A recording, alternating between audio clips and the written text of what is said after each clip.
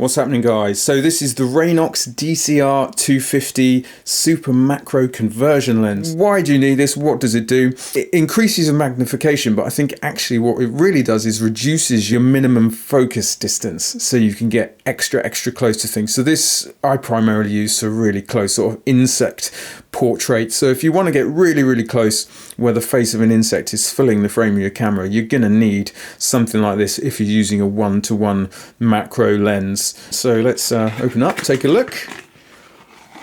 Okay, so it comes in this handy plastic case where you can keep the thing in, and what you get is an adapter ring, and that should fit on most sort of standard macro lenses, and then you get the actual glass itself.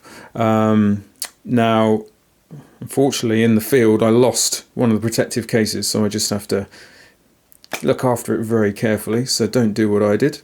And that screws into the adapter ring. Check I've got that the right way around. Okay, like so. And then here's my macro lens. So this is the Sony 90mm macro lens, and just clips on to the front like that. Okay.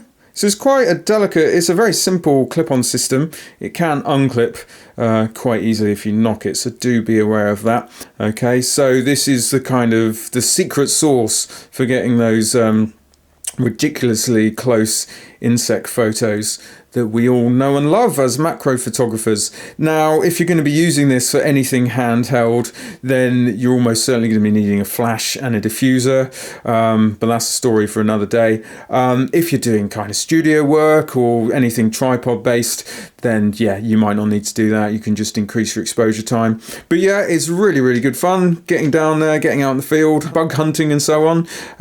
Yeah, I've really enjoyed using it. So what would I maybe change about it? As I said, the clip-on mechanism can be a bit touch and go. It can fall off, and I just wish I hadn't lost that protective cover, and I wish it was easy to source a replacement just to keep it safe. So but so far so good. I haven't made any heinous scratches to it, so yeah, good luck guys, enjoy your photography.